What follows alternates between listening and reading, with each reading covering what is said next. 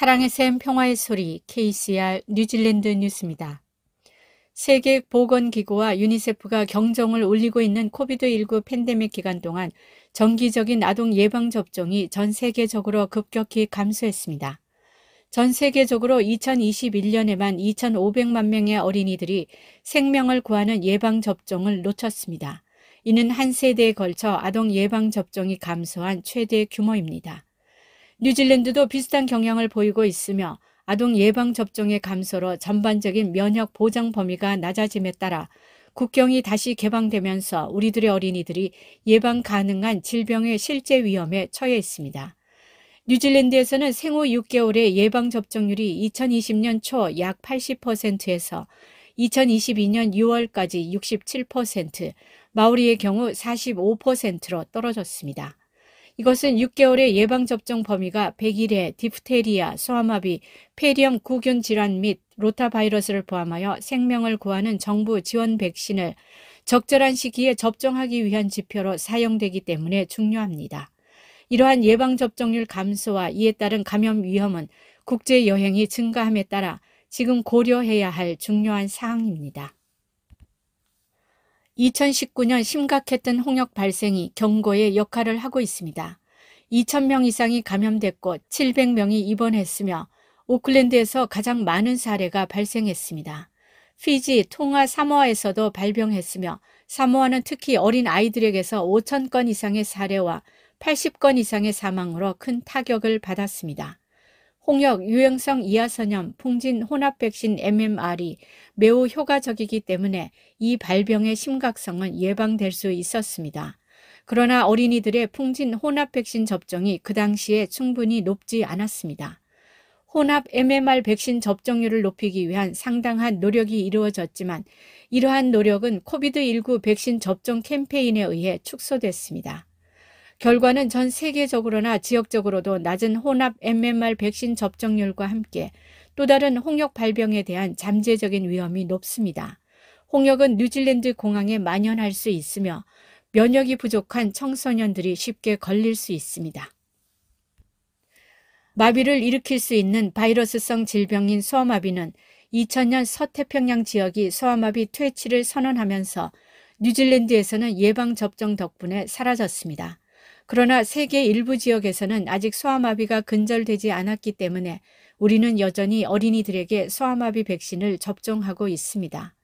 뉴욕에서 예방접종을 받지 않은 젊은 남성의 최근 소아마비 사례가 있었습니다. 마찬가지로 디프테리아는 호흡 문제를 유발하고 신경마비와 심부전을 유발할 수 있는 드물지만 심각한 질병으로 이 질병에 걸린 사람들의 5 내지 10%가 사망합니다. 디프테리아는 최근 호주에서 예방접종을 받지 않은 두 어린이에게서 발견됐습니다. 7월 31일 이후 뉴질랜드의 국경이 완전히 개방되면서 우리는 이러한 오래된 질병이 유입되어 면역이 부족한 어린이들에게 문제를 일으킬 수 있다고 말했습니다. 2022년 3월 이후로 87명이 코비드19로 집에서 사망했으며 공중보건 전문가는 사망 원인에 대한 조사를 원했습니다.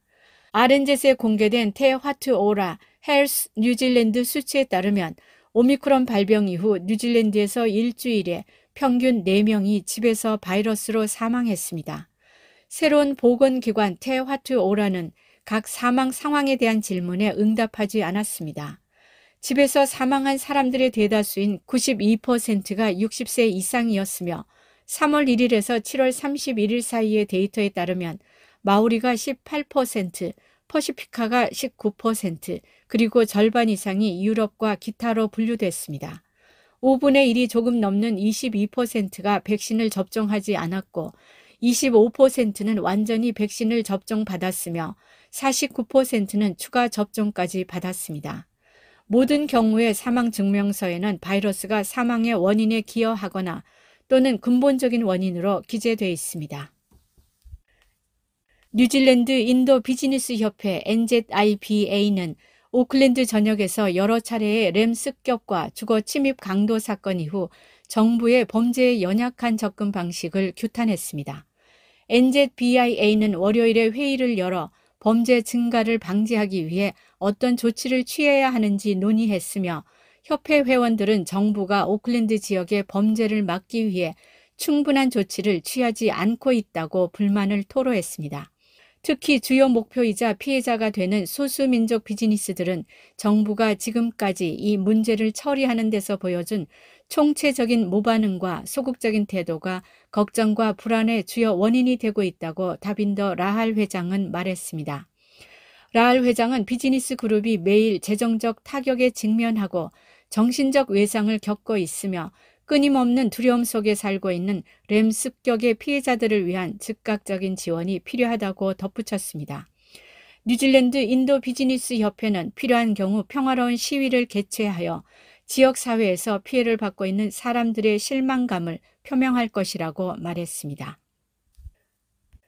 뉴질랜드 통계청의 최신 건물 허가 승인 수치에 따르면 올해 2분기에 3억 1,400만 달러의 신규 사무실 공간이 승인됐으며 이는 1991년에 interest.co.nz 수치를 집계하기 시작한 이래로 분기 중 가장 큰 규모입니다. 또한 2분기에 3억 9,100만 달러의 신규 창고 건물이 승인되었는데 이것도 기록적으로 높은 금액입니다. 새 사무실 건물 허가 승인의 급증은 2분기에 약 6만 3천 제곱미터의 새 사무실 면적이 승인된 오클랜드 지역에 집중됐습니다. 이는 2017년 3분기 이후 오클랜드에서 승인된 가장 큰 규모의 신규 사무실 면적입니다. 평균 추정 건축 비용은 제곱미터당 약 5,000달러였으며 2분기 창고 건물의 평균 추정 건축 비용은 제곱미터당 약 2,000달러로 이전 4개 분기의 제곱미터당 약 1,400달러에서 증가했습니다. 오늘의 환율 정보입니다. 뉴질랜드 달러와 대비 원화의 기준 환율은 832원 92전, 한국에서 보낼 때 841원 24전, 한국에서 받을 때 824원 60전입니다.